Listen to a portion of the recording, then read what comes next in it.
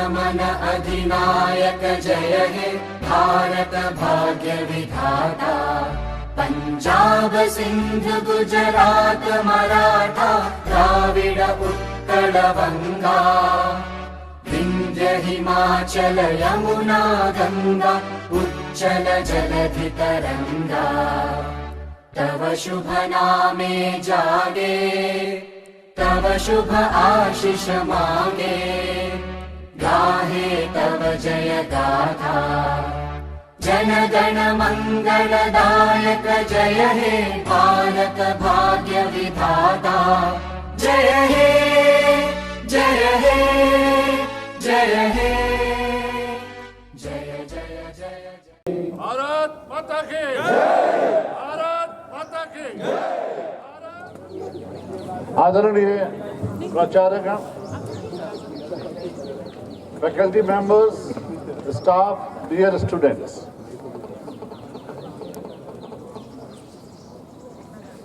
भारत का एक नया युग प्रारंभ हो रहा है।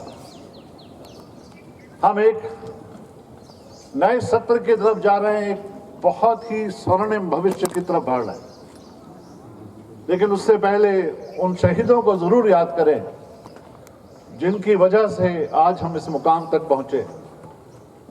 तो शहीद आजम भगत सिंह की उन दो शेरों से मैं अपनी बात शुरू करना चाहूंगा।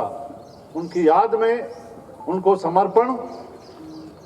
सीने में जुनून, आंखों में देशभक्ति की चमक रखता हूं। दुश्मन की सांसें थम जाएं, आवाज में वो धमक रखता हूं। तो ये शहीद भगत अपने शहीद आजम भगत सिंह की दो प्रसिद्ध लाइनें थी। लिख रहा हूं मैं अंजाम, जिसका कल आगाज आएगा, मेरे लहू का हर एक कतरा इंकलाब लाएगा। तो आज उन्हीं भगत सिंह और उन्हीं महान क्रांतिकारियों की वजह से हम ये दिन देख रहे हैं। तो उन सबको सादर नमन। और उसके बाद आज का जो मेरा एक छोटा सा वक्तव्य है, वो कितना छोटा है देखेंगे अभी, लेकिन वो आईएसटी, आईपी और आईएमआर के भविष्य को तय करेगा। आज हमारे यहाँ वो छात्र बैठे हैं जिन्होंने आईएसटी का और आईपी का और आईएमआर का सम्मान बढ़ाया है। हमको गर्व करने पर महसूस किया। उन सब के लिए राउंड ऑफ अप्लॉज।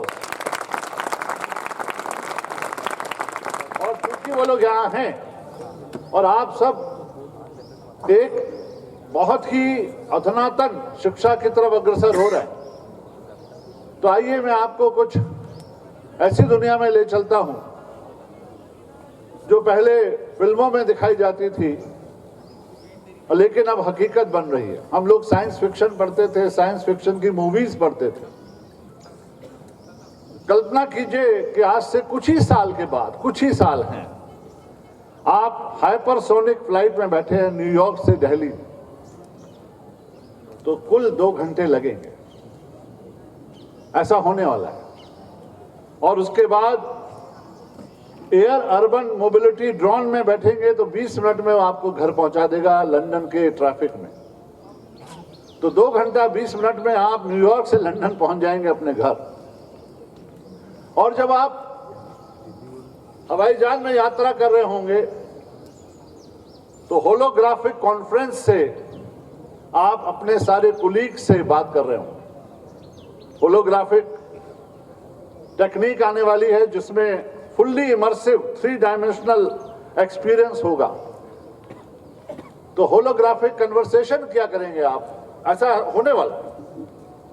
ये हमारे लाइफ टाइम में हो जाएगा, क्योंकि thanks to seamless fusion of cellular and satellite network जो 6G के माध्यम से हो पाएगा।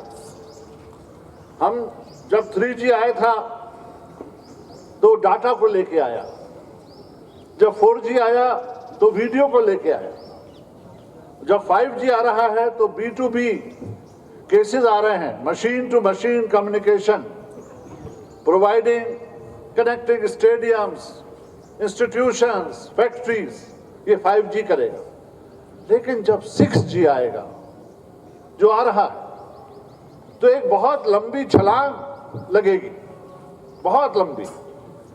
और उसमें क्या होगा, सारे होम्स, सारे कॉलेजेस, कार्स, सिटीज एक यूनिफाइड लिविंग इकोसिस्टम में बदल जाएंगे। आगे चलकर डिस्कनेक्ट रहना वर्ड से एक लग्जरी होगी। If you are disconnecting with the world, it will be a luxury. Everything will be interconnected with 6G। तो हमें उसकी तैयारी करनी है। तो हम एक हाइपर कनेक्टिव वर्ल्ड की तरफ बढ़ रहे हैं, हाइपर कनेक्टेड वर्ल्ड की तरफ बढ़ रहे हैं। और 6G के माध्यम से तो ये बहुत जबरदस्त होगा। दूसरी चीज जो होने वाली है, वो बहुत ध्यान से सुनना है, वो है डाउन ऑफ टेक्नोलॉजी सिंगुलरिटी। ये क्या है?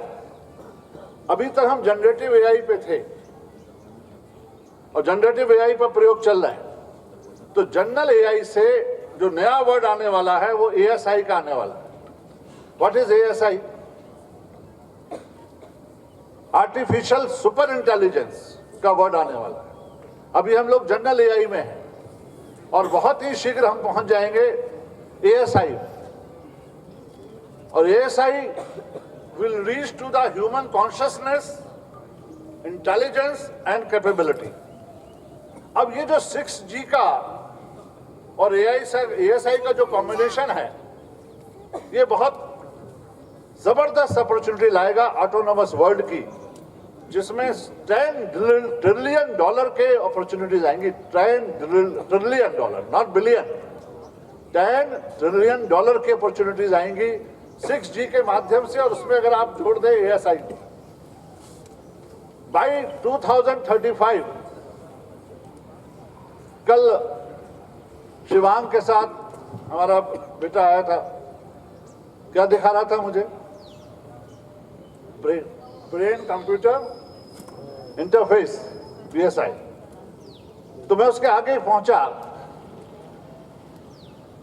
बहुत जल्दी 3 सिस्टम और आएंगे। न्यूरोमॉर्फिक कंप्यूटिंग आएगी, DNA कंप्यूटिंग आएगी और क्वांटम कंप्यूटिंग आएगी। अब न्यूरोमॉर्फिक कंप्यूटिंग क्या है कि आपके जो दिमाग का पूरा हुलिया, mimic the structure and operation of human brain using AI। Artificial neurons, artificial, आप जानते हैं, कई बार मैं अपने लेक्चर में बता चुका हूं कि जरा 100 billion neurons in our mind.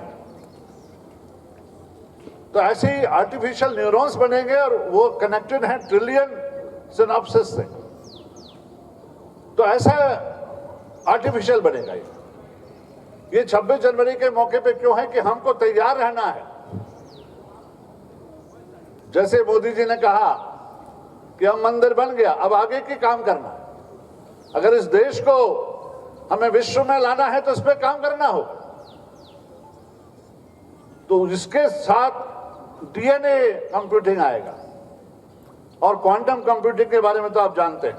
DNA biochemistry and molecular biology के साथ जो ट्रेडिशनल इलेक्ट्रॉनिक कंप्यूटिंग है उसको रिप्लेस करेगा।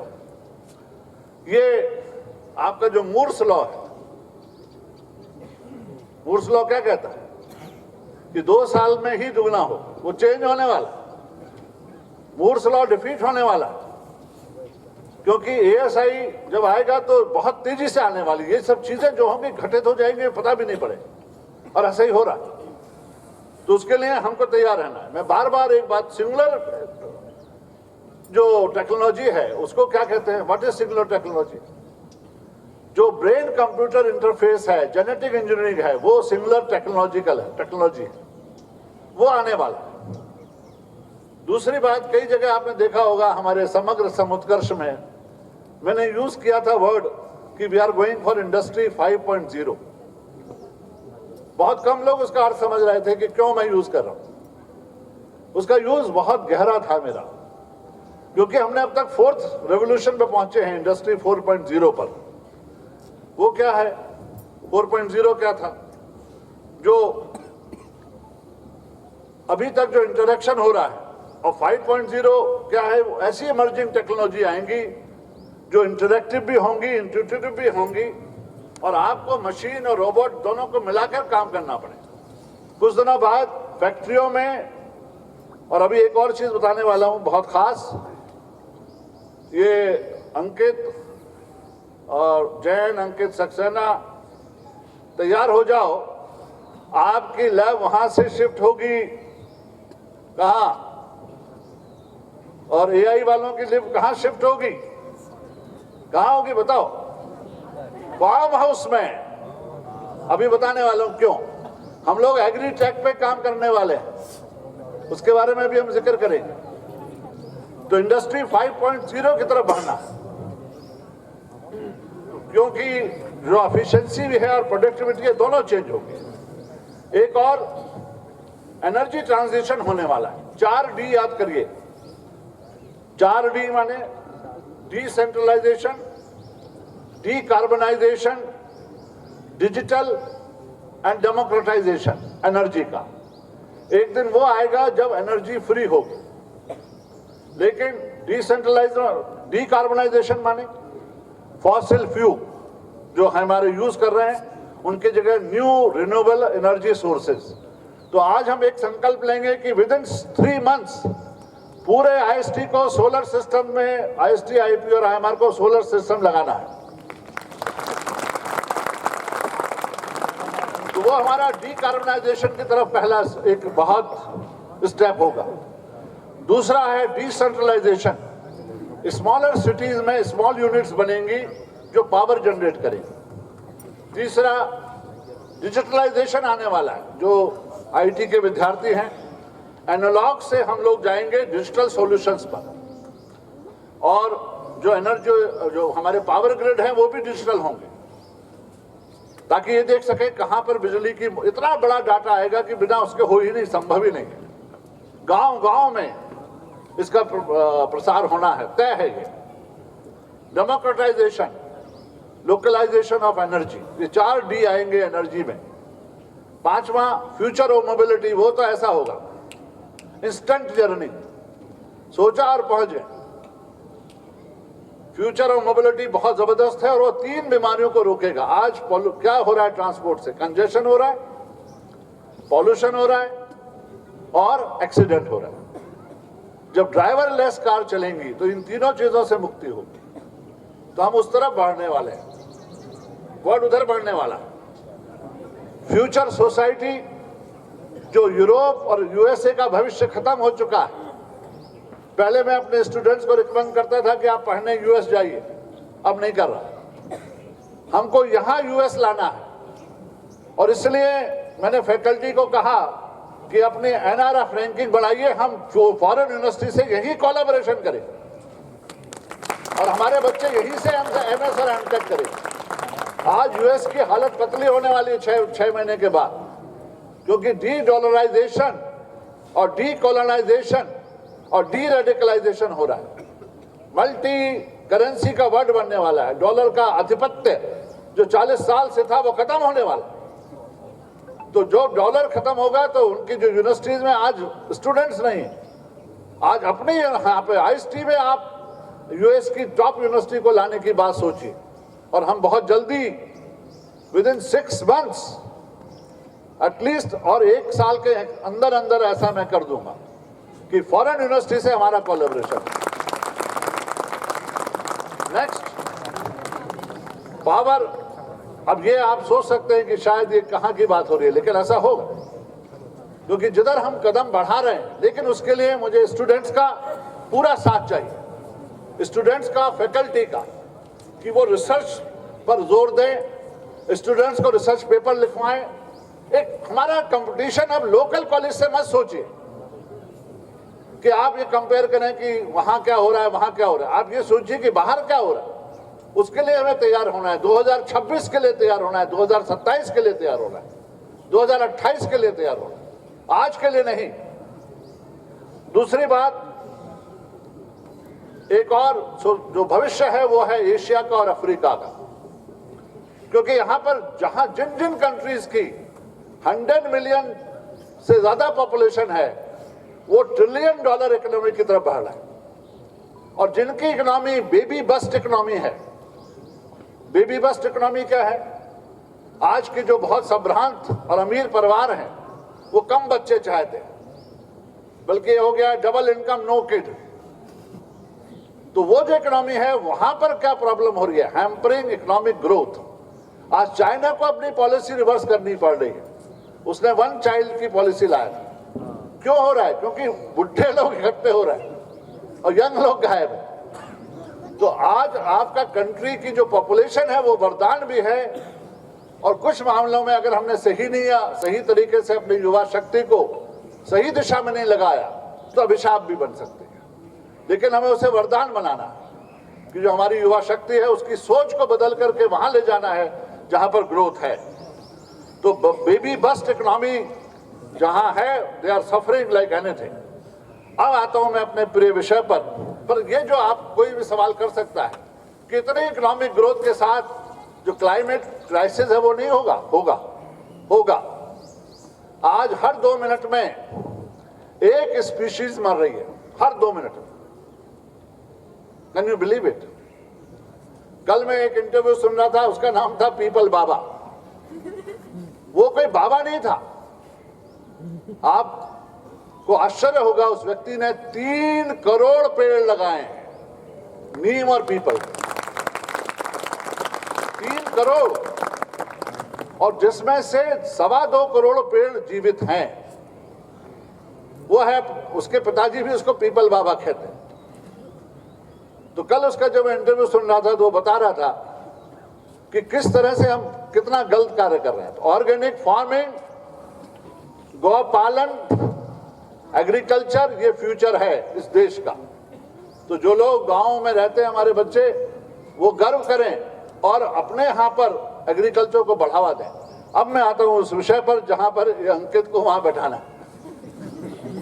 तो एग्रीकल्चर, जैसे हमने नारा दिया 4.0, और मेरा नारा है एग्रीकल्चर 4.0, जिसमें प्रिसीजन फार्मिंग पर हमारा बल रहेगा। उसमें किसका यूज होगा? आईओटी का यूज होगा, क्योंकि आईओटी के माध्यम से हम बहुत सारी चीजों को एसिमुलेट कर पाएंगे। जो बिग डाटा आएगा उसको कर पाएंगे। एआई का क्या यूज होगा? ये कल हमारे यहाँ 2 दिन पहले एक बहुत बड़े इन्वेस्टर आए थे स्टार्टअप के, तो मैंने उन्हें आइडिया दिया कि हमारे बच्चों को आप एग्रीटेक स्टार्टअप खुलवाइए। तो वो तैयार हो गए और वो हमारे साथ एमओयू साइन करने वाले हैं। तो हम आपको जो फाइनल ईयर के विद्यार्थी हैं उनको भी मैं भरपूर मौका देने वाला हूं स्टार्टअप का। अगर उनके पास आइडियाज आए हैं तो they are most welcome, we will definitely support them financially. तो एग्रीटेक स्टार्टअप की तरफ हम बढ़ सकते हैं। तो एग्रीकल्चर में एआई का कैसे यूज होगा? Improve crop production, real time monitoring, harvesting, processing and marketing. Robotic system plugging के लिए, इसलिए मैं बोल रहा हूं आपका रोबोट कहां काम करे? Ploughing, sowing seeds, applying fertiliser, spraying pesticides के लिए ड्रोन का इस्तेमाल कीजिए।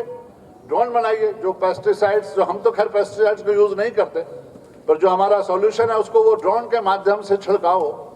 तो इलेक्ट्रॉनिक्स डिपार्टमेंट का मैं आह्वान करता हूं कि I will give them unlimited funds, but make the drone. अगला एनुअल जो फंक्शन हो उसमें हमारे ड्रोन पूरी वीडियोग्राफी करें, हमें बाहर से नहीं चाहिए। हाँ या नहीं? और ऐसे ही जो ड्रोन से छिड़काव हो हमारे फॉर्म्स का, इसकी तरफ बढ़िए। एक रोबोट बनना, रोबोट की तरफ बढ़िए। What do you want? If you want outsourcing, do outsourcing. If you want funds, that will be available to you. But let IST and IIT and IMR should be number 1 in central India. All financial resources will be provided. तो ये जो efficiency होगी हमारी activities में बिना AI के नहीं हो सकती। तो एक और जो कंसेप्ट है बहुत बड़ा, जिस पर कुछ लोग काम कर रहे हैं कि इन सब के माध्यम से हम पहुंच सकते हैं जीरो कंसेप्ट वर्ड पर। जीरो कंसेप्ट वर्ड राम राज्य है, जहां zero crimes, zero disease, zero hunger and zero death. तो बहुत जल्दी उस राम राज्य की स्थापना करें जो आज रामलला की प्रतिष्ठा हुई है, वो हम अपने दिल में बसाएं और ये देखें, क्योंकि राम के, जैसे मैंने भी बोला, 4 रूप है। एक दशरथ के राम, एक घटघट में राम, और एक राम जिसका पूरा संसार बिखरा हुआ है, और एक राम जो वेदांत में मिलता है। वेदांत पढ़ने से ही राम का अर्थ आ सकता है, और वेदांत जो पढ़ेगा वो समझ जाएगा कि हर व्यक्ति में वही ईश्वर है, वही ईश्वर का अंश है, ना जाति, ना धर्म, ना कोई, हर व्यक्ति ही ईश्वर का रूप है। तो उसी राम राज्य की तरफ हम लोग बढ़ें। भविष्य बहुत स्वर्णिम है आगे की तरफ, लेकिन कड़ा परिश्रम, बिल्कुल फोकस्ड अप्रोच से आप एक बहुत उज्जवल भविष्य की तरफ बढ़ेंगे। और मेरी युवा पीढ़ी पर बहुत उम्मीद है, और उनको देख करके जो जिस तरह से ग्रोथ हो रही है, अगर आप सही डायरेक्शन में चले तो पूरी दुनिया भारत का लोहा मानेगी। अगली शताब्दी भारत की होगी। भारत माता की, भारत माता की, भारत माता की।